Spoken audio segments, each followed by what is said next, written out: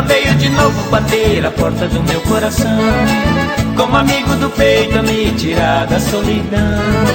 E no mesmo instante comecei a dedilhar, abraçada a viola, rasgueando a cantar.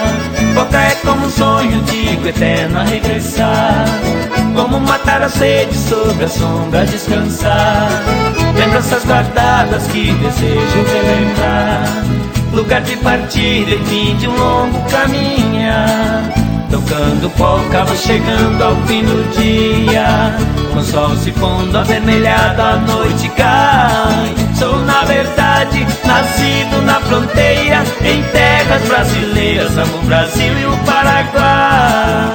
Tocando polca, vou chegando ao fim do dia, com o sol se pondo avermelhado, a noite cai. Sou na verdade nascido na fronteira, em terras brasileiras, amo o Brasil e o Paraguai.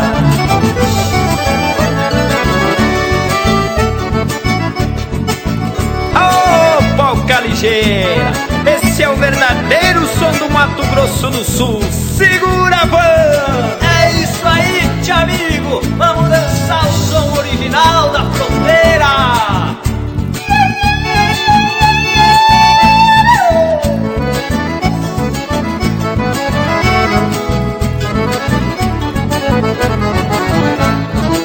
Polca é uma lembrança imorredora a bailar, em memória ao amor e a dor dos nossos ancestrais, que com as carretas vieram pelo Paraguai, pra criar seus filhos, seus sonhos e animais.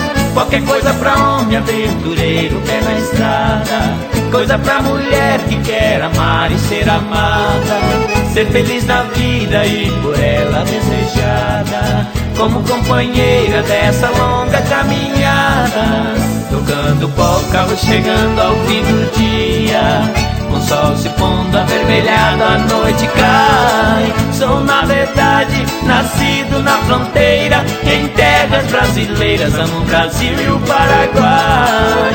Tocando polca, vou chegando ao fim do dia, com o sol se pondo avermelhado, a noite cai. Sou na verdade nascido na fronteira, em terras brasileiras, amo o Brasil e o Paraguai.